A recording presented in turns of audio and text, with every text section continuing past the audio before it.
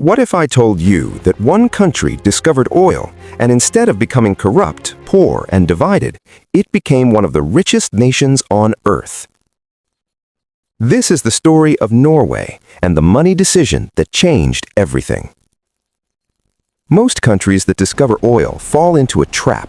It's called the resource curse. Oil brings corruption, inflation, lazy economies, political chaos. But Norway did the opposite. While others collapsed, Norway quietly built generational wealth. So the question is not, why is Norway rich? The real question is, what did Norway do differently, and how can you apply the same thinking to your finances? In the late 1960s, Norway discovered massive oil reserves in the North Sea. At that time, Norway was not rich. Fishing and farming ran the economy. Oil companies rushed in, ready to take control. Most countries would say, take the money now. Norway said, slow down. That pause changed history. The genius decision. Norway made three powerful money rules. The oil belongs to the people, not politicians, not foreign companies. The government controlled oil production on behalf of citizens. They refused easy money. Instead of spending oil money immediately, Norway saved it. They created what is now called the world's largest sovereign wealth fund. Today, that fund is worth over $1 trillion. Let that sink in. They invested, not spent. The oil money was invested globally. Stocks, real estate, infrastructure, technology.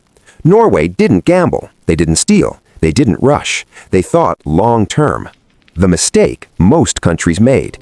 Many oil-rich nations spent everything immediately, printed money, fed corruption, ignored education and productivity. Result? Inflation, weak currency, debt, poverty, despite oil. Norway avoided all of this with discipline. Here's the truth most people miss.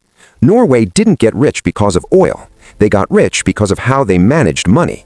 Oil was just the opportunity. Discipline was the strategy. Even if you don't have oil, save before you spend. Invest windfalls, don't waste them. Think long-term, not emotional. Build systems that protect money from impulse. Just like Norway, wealth is not about how much you earn, it's about how you manage it. So next time you hear, if I had more money, my life would change, remember Norway. Money doesn't change people, decisions do. Oil brings sudden money, and sudden money exposes weak systems. When institutions are weak, oil money becomes a weapon. Politicians fight for control. Spending explodes overnight. Local industries die. Citizens depend on government handouts. Instead of creating wealth, oil creates dependence. Norway understood this danger early and chose restraint. Why saving was the real power move. Most governments fear saving because saving delays gratification. Norway accepted political pain today to protect citizens tomorrow. By locking oil money away, politicians couldn't steal it easily. Inflation stayed low. The economy remained productive. Saving wasn't boring. It was strategic power.